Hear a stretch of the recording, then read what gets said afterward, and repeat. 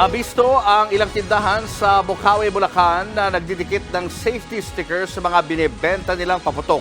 Kahit hindi naman ito dumaan sa quality testing. Naku, delikado po yan. Nasa frontline ng balitang yan si Shaila Francisco. Wala na kayo stock, ito na lang. Imbis na kita at pera na, nauwi pa sa wala ang mga panindang paputok at pailaw ng ilang tindahan sa fireworks capital of the Philippines, ang Bocaue, Bulacan. Pinagkukumpiska ng Department of Trade and Industry sa inspeksyon kanina ang higit 170 fountain at sparklers. Rehistrado ang manufacturer at may PS mark o safety sticker na tanda na dumaan sa quality testing ang paputok o pailaw.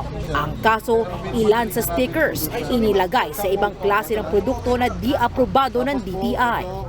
Hindi po yan dumaan sa proseso ng pag-testing ng DTI. Hindi tayo nakakasiguro kung safe yun. Maaaring pag sinindihan yun, pumutok agad. Palusot naman ang mga nasitang tindahan. Possible po kasi na nagkamali ng dikit. Kasi sa halos pareho, naguluhan lang po. Mistake din namin kasi hindi namin Inisyuan na ng notice of violation ang mga nahuling tindahan para magpaliwanag. Bago ang inspeksyon, nanawagan ang Department of Interior and Local Government ng total ban sa paputok. Pero sabi ng DTI, hindi basta-basta yan dahil malaki ang magiging epekto ng planong total ban sa firecracker industry. Mas mainam daw kung pagtuunan na lang ang paghigpit sa mga nagbebenta.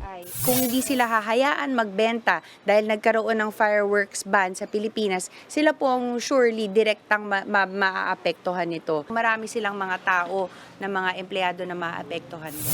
Inalmahan din niya ng mga nagtitinda. Naka-order na raw sila ng maraming supply.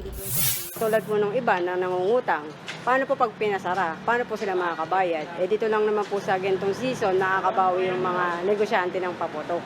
Isa pa sa dinadaing ng mga tindera ang matumal na bentahan. Kung ikukumpara kasi dati, pabugso-bugso lang ang dating ng mga mamimili ngayon. Nakakahinayang daw dahil ngayong taon pa naman mas maraming supply ng paputok at pailaw, kaya mas mura ang bentahan.